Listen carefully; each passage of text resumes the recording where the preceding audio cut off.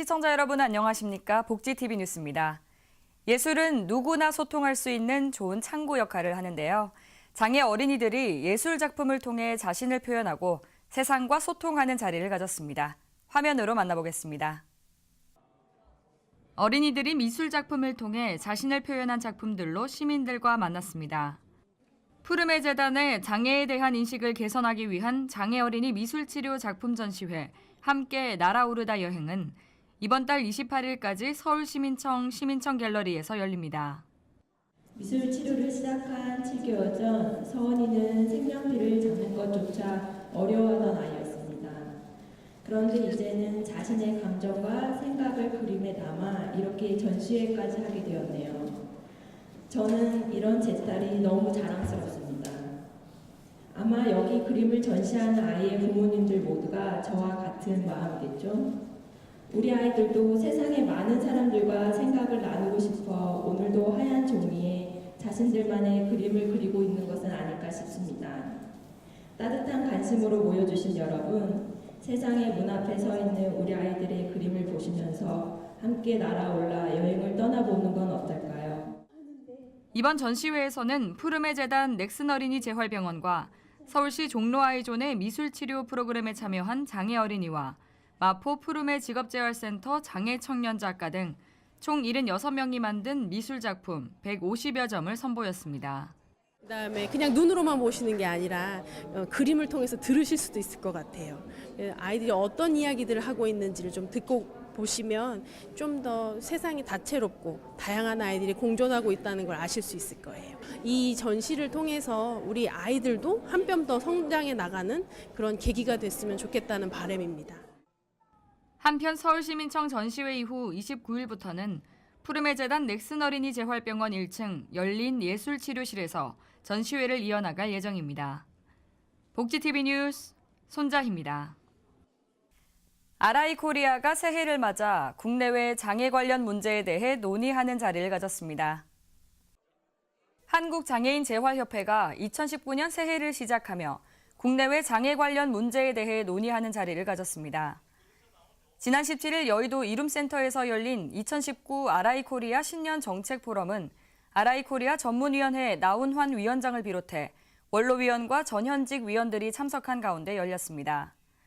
올해 위원회의 슬로건은 다름과 차이를 존중하며 함께 논의한 공동의 가치와 목표는 최선을 다해 추진하자는 의미를 담은 구동존의로 결정됐습니다. 강연 이후 재활협회의 올해 중점 과제를 발표하고 지난해 추진한 문재인 정부 대선 공약 평가에 대한 후속 조치뿐 아니라 올해 국내 정책 개선 활동을 신규 중점 과제로 채택했습니다. 더불어 국내 장애 분야 최초의 등재 학술지인 재활복지를 국제 학술지로 전환하는 작업을 본격적으로 추진하겠다는 뜻도 밝혔습니다. 고글을 끼면 다른 세상을 경험할 수 있는 가상현실 VR은 그 쓰임새가 다양해지고 있는데요. 경기도에서 치매 환자를 위한 가상현실 게임을 개발했습니다. 꾸준히 활용하면 기억력 향상 등 여러 효과가 있어 재활 효과가 기대됩니다. 정두리 기자가 전합니다. 고글을 낀 어르신이 가상현실 게임에 한창입니다. 이리저리 신기한 듯 주변을 둘러보면서 주름진 두 손을 빠르게 움직입니다. 같은 그림을 맞추는 단순한 방식이지만 정해진 시간 안에 끝내야 하기 때문에 평소보다 더 집중하게 됩니다. 기억력을 살려가지고 막 이렇게 좀 맞추니까 굉장히 재밌는 것 같습니다. 몸을 좀 더 쓰는 것도 있습니다.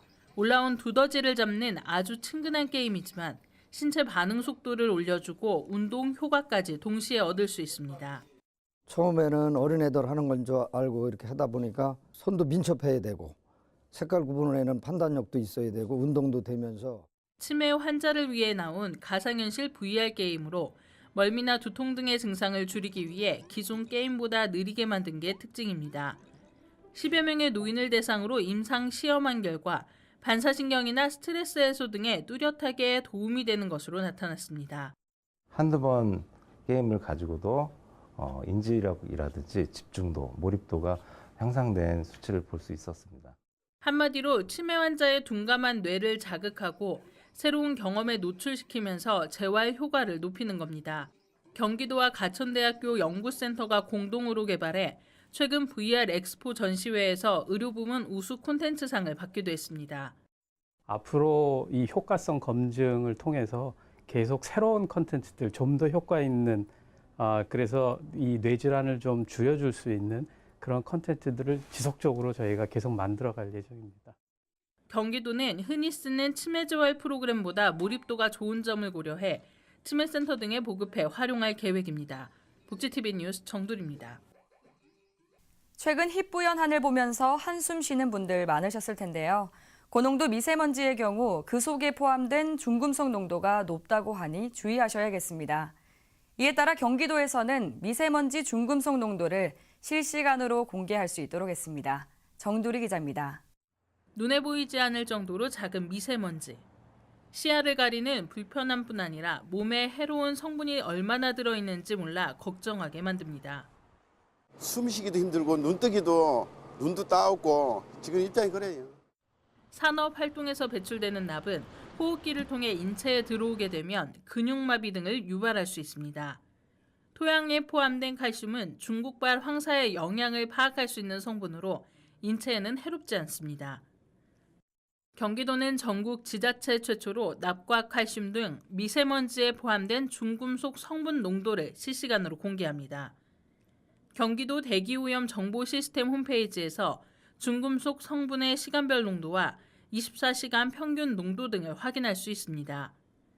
경기 지역 납 성분 평균 농도는 대기환경 기준 10분의 1 수준이고 칼슘 성분은 황사가 발생했을 때 3.5배 정도 높아집니다.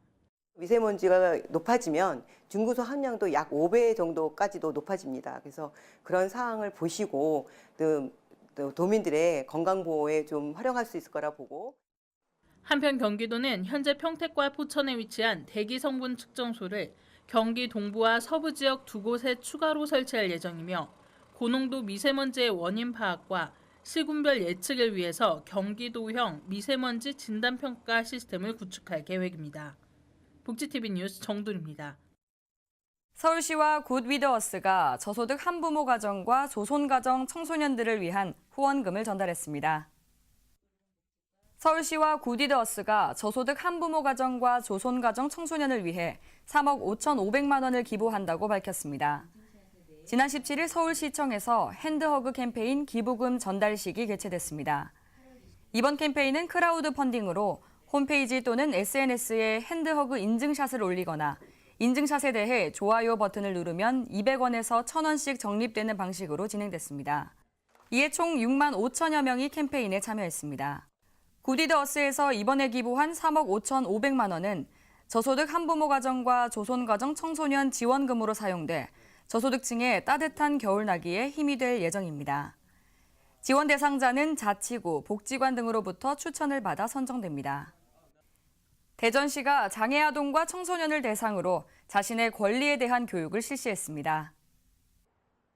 대전시 대덕구 장애인 종합복지관이 장애아동과 청소년을 대상으로 인권교육을 진행했습니다. 지난 21일 3차로 진행된 프로그램에서는 나의 권리와 자기옹호라는 주제로 교육이 열렸습니다. 이번 교육은 그림으로 본인의 감정을 표현하고 차별과 학대, 괴롭힘 등이 발생할 경우 대처할 수 있는 방법들에 대해 알아봤습니다. 이번 교육을 통해 본인의 권리를 표현하고 자신을 옹호하는 방법들에 대해 숙지하는 계기가 됐습니다. 새해를 맞아 전남의 사회복지 관계자들이 행복한 복지 실현을 다짐하는 자리를 가졌습니다. 지난 16일 전남 사회복지협의회가 사회복지 관계자들이 한자리에 모인 가운데 내 삶이 바뀌는 전남 행복시대의 실현을 다짐하는 신년 인사회를 열었습니다.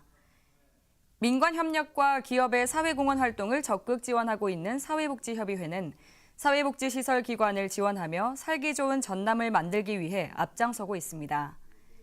이번 신년 인사회는 다채로운 공연과 더불어 전남 사회복지협의회장의 신년 인사, 김영록 전남도지사의 축사 등이 진행됐으며 각 사회복지단체들이 네트워크 강화를 위한 토론회 장이 됐습니다.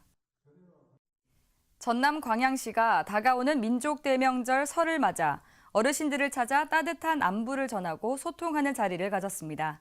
유채린 기자가 보도합니다.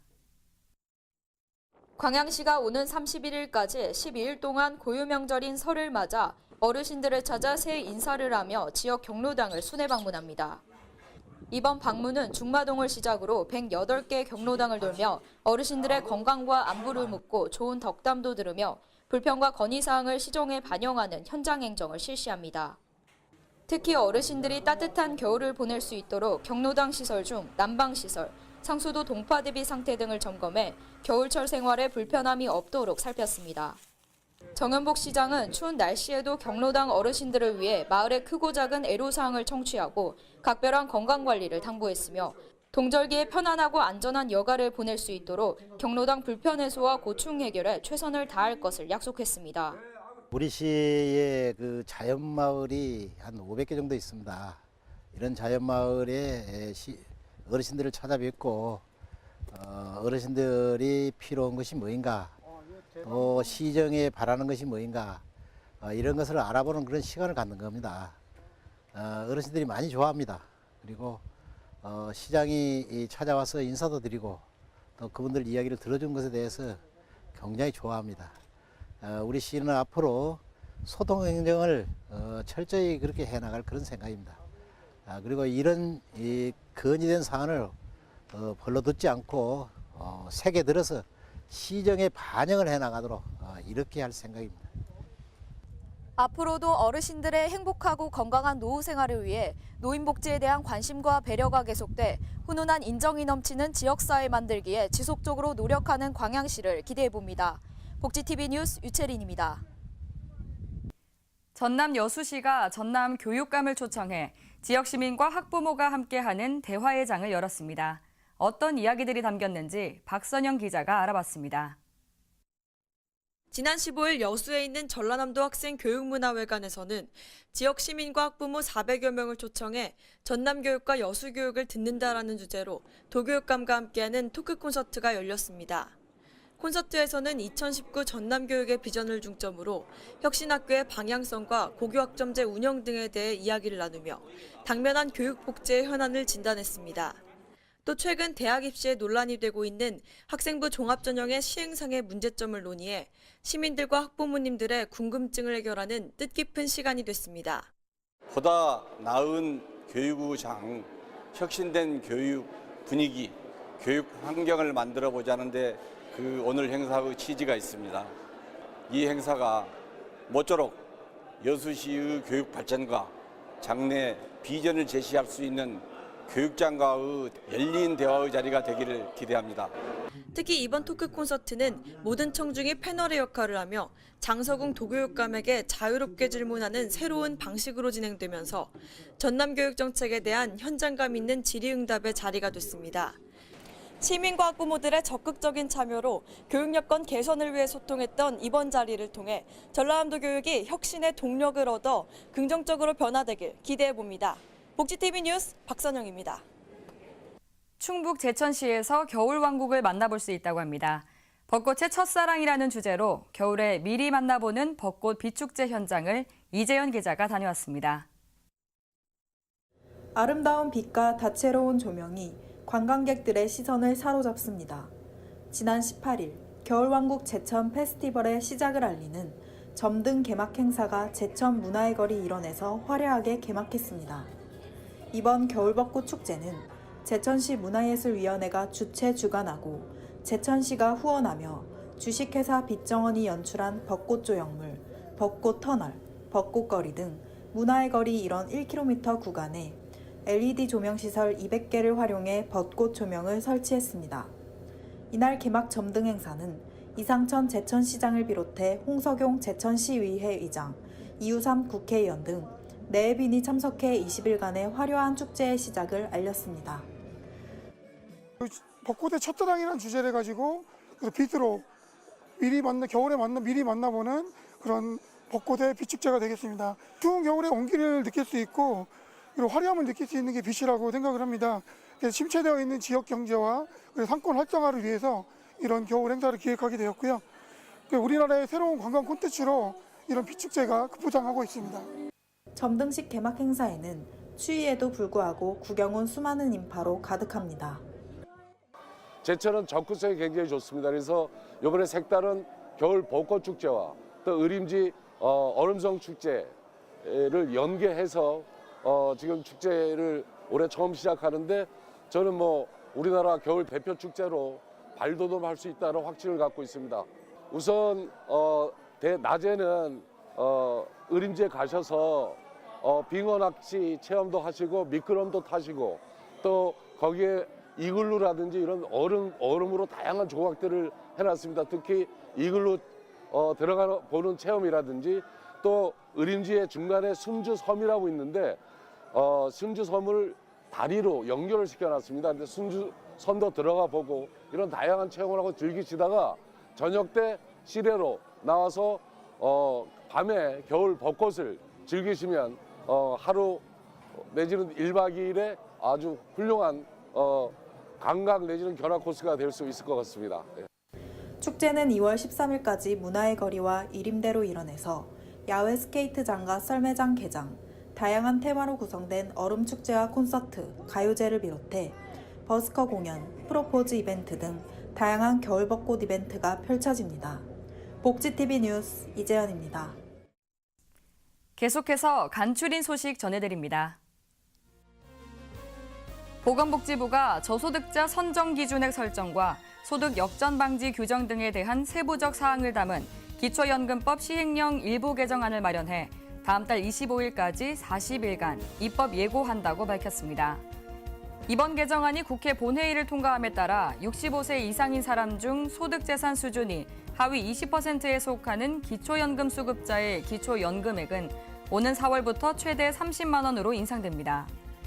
단 국민연금액과 배우자의 기초연금 수급 여부, 소득 인정액 수준 등에 따라 기초연금액이 일부 감액될 수 있으며 이를 결정하기 위한 세부 방법은 소득 하위 70%의 예를 따르도록 합니다. 저소득자 선정 기준액은 개정안 시행일에 맞춰 고시 개정을 통해 발표될 예정입니다. 신안군 임자면은 지난 11일 본격적인 대파 출하기가 다가옴에 따라 외국인 근로자 고용주를 대상으로 합동 간담회를 개최했습니다. 이날 간담회는 외국인 근로자의 불법 행위 근절 교육을 시작으로 환경 개선 방안, 범죄 예방, 쓰레기 배출 방법 등 실생활과 관련된 기본 질서 확립을 위해 심도 깊은 대화를 나누며 안정된 노동복지를 위해 노력했습니다. 영국 일간 데일리 메일은 사람들의 편견을 깨기 위해 자신들의 러브스토리를 공개한 유튜버 커플 셰인과 한나에 대해 보도했습니다. 펜실베니아주 출신인 셰인은 척수성 근위축증이라는 신경근 질환으로 2살 때부터 휠체어 생활을 해야 했는데요. 3년 전 우연히 그가 출연한 다큐멘터리를 본 한나가 그에게 관심이 생겨 연락하게 되면서 두 사람의 인연이 시작됐습니다. 이에 두 사람은 세상의 편견을 극복하고자 유튜브 채널을 개설해 두 사람의 다양한 일상 모습을 공개했습니다. 해당 영상들이 공개된 이후 장애인과 비장애인 연인에 대한 세상의 고정관념을 무너뜨리는 데에 앞장섰다는 호평을 받았습니다. 이 밖에 자세한 소식은 웰페어 뉴스 홈페이지와 장애인 신문에서 확인하실 수 있습니다. 요즘은 3한 4운이 아니라 3한 3이라고 합니다. 3일 추우면 4일은 미세먼지가 찾아온다는 말인데요. 인체에 해로운 미세먼지의 습격을 당해낼 뚜렷한 대책이 없어 답답한 현실입니다. 화력발전 셧다운 등에 대한 논의는 있지만 여전히 의견이 분분한 상황입니다. 정부 차원의 대책 마련뿐만 아니라 물을 많이 마시고 실내 식물을 키우는 등 건강을 지키기 위한 개인의 노력도 중요합니다. 이상 복지TV 뉴스를 마칩니다. 시청해주신 여러분 고맙습니다. 우리 주변에서 일어나는 불공정한 사례부터 억울한 사연, 따뜻한 미담까지 장애인 신문과 웰페어 뉴스 홈페이지를 통해 보다 다양한 소식을 접할 수 있습니다. 시청자 여러분의 제보를 기다립니다. 웰페어 뉴스 홈페이지 또는 전자우편, 전화번호 02-2655-9519로 많은 제보 바랍니다.